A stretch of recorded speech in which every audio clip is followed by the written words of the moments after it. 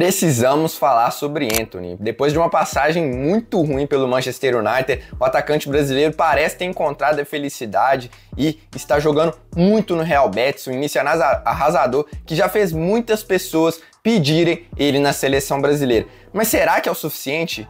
Já é um recorte bom pro Antony voltar para a seleção? É isso que eu vou discutir nesse vídeo de hoje, também trazendo números, estatísticas e minha opinião sobre esse assunto. Então fica até o final porque você vai entender meu argumento aqui e eu tenho uma resposta para essa pergunta. Meu nome é Samuel Rezende, sou jornalista e esse é um canal focado na seleção.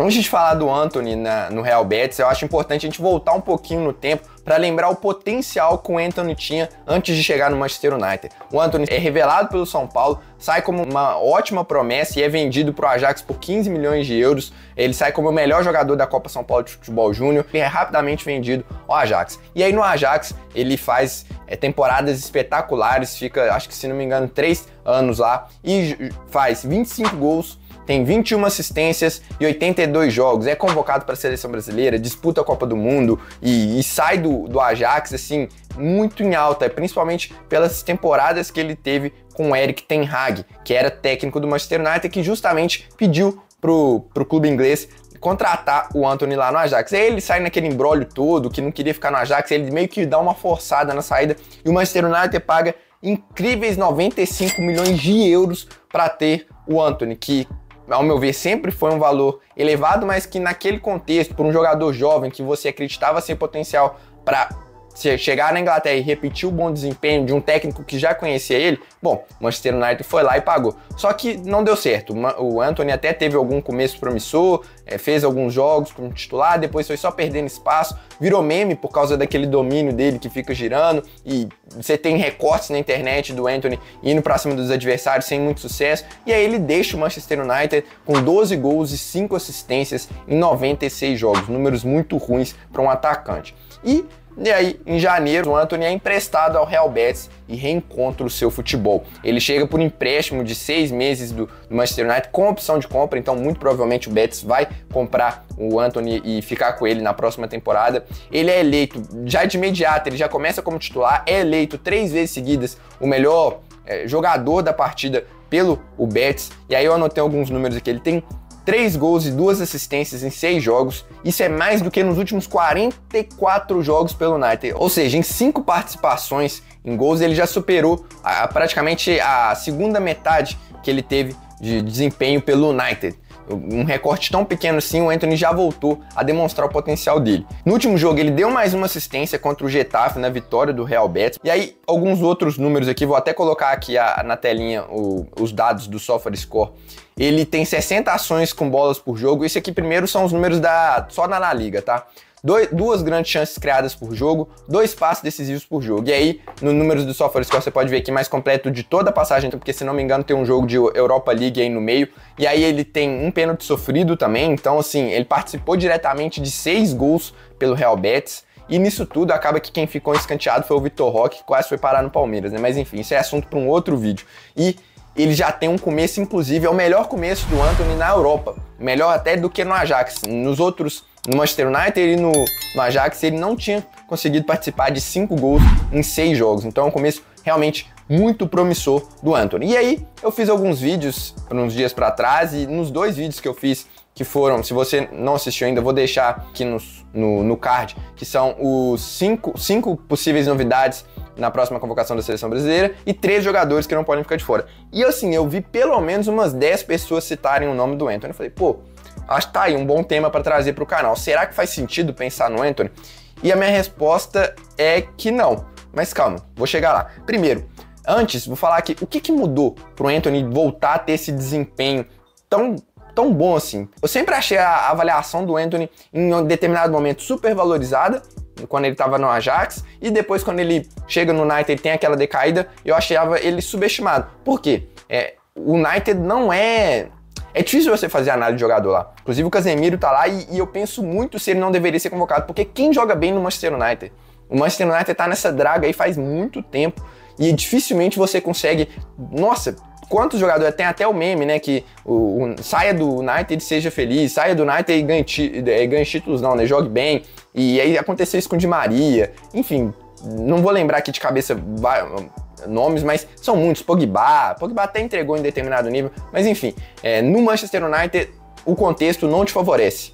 E aí o Antony, ele vai para uma liga diferente, ele fala isso em todas as entrevistas que eu vi dele, que ele tá muito feliz, ele tá mais confiante e a felicidade, a confiança mede muito o desempenho do jogador. O cara tá feliz fora de campo, provavelmente ele vai estar mais feliz em campo. Diz que a cidade de Sevilha é melhor para morar do que a de Manchester, então tem essa questão de ambiente fora de campo, mas também dentro de campo. É uma liga diferente, uma liga menos física, que o Antony, querendo ou não, tem mais espaço para jogar e ele chega com muita moral e com confiança para poder desempenhar no Real Betis. Ele tem sido mais direto, né? Uma coisa que a gente sempre cobrou muito dele no Manchester United. Ficava aqueles dribles, né, para um lado, para o outro, e não tinha aquela verticalidade do começo da carreira dele. E aí parece que ele tá voltando a ter isso. E antes de explicar por que eu acho que o Antony não tem espaço na seleção brasileira, é só trazer aqui. O Antony disputou 16 jogos já pelo Brasil, fez 2 gols e deu 2 assistências entre 2021 e 2023,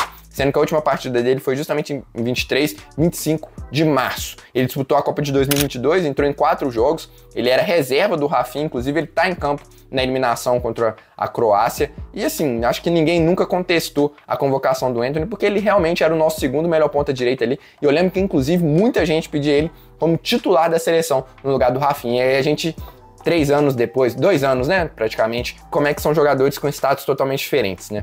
Primeiro, eu acho muito cedo para essa discussão de Antony na seleção brasileira. São 6 jogos, gente. Ah, mas o cara tá jogando muito. Beleza, mas são 6 jogos.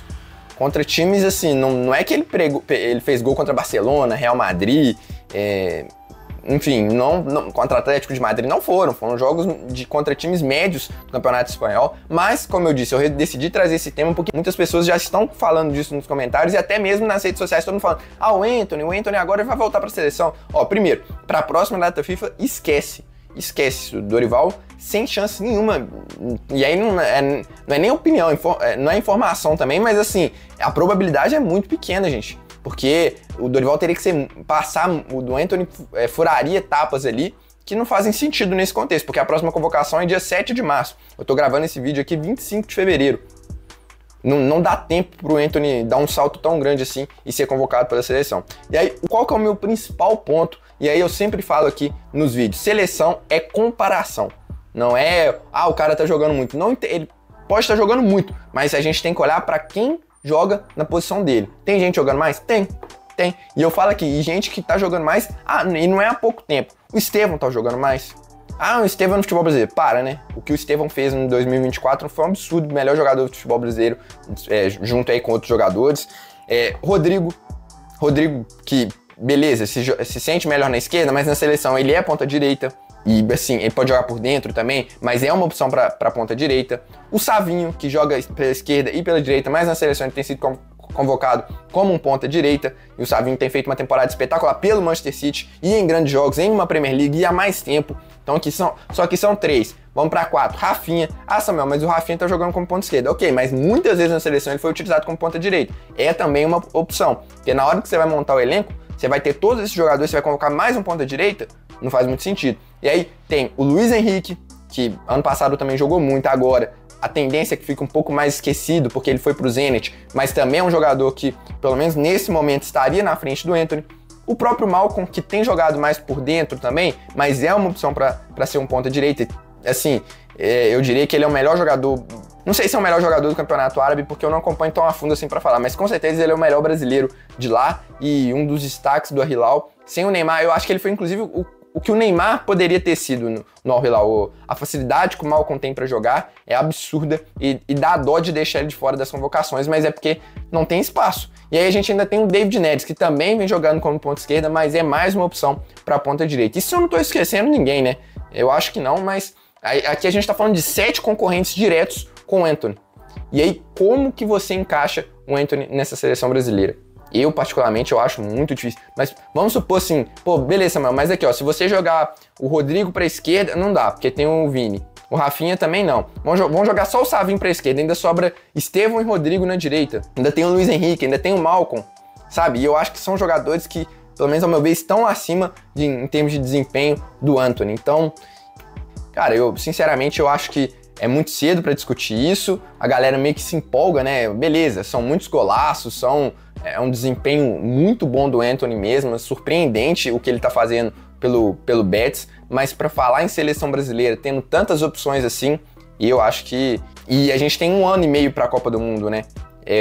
Não sei se dá tempo, eu acho que teria que, por exemplo, o Estevão cai muito de desempenho no Chelsea, o Savinho virar mesmo ponta esquerda, e assim, Luiz Henrique desaparecer do mapa, o David Neres também concorrer só na ponta esquerda. Então são muitos caras que teriam que cair de nível e o Antony se manter lá em cima, o que eu até acho possível de acontecer, mas não vejo esses outros jogadores caindo muito de desempenho e eu particularmente não acho bom uma seleção inflada aí com jogadores que podem atuar na mesma posição.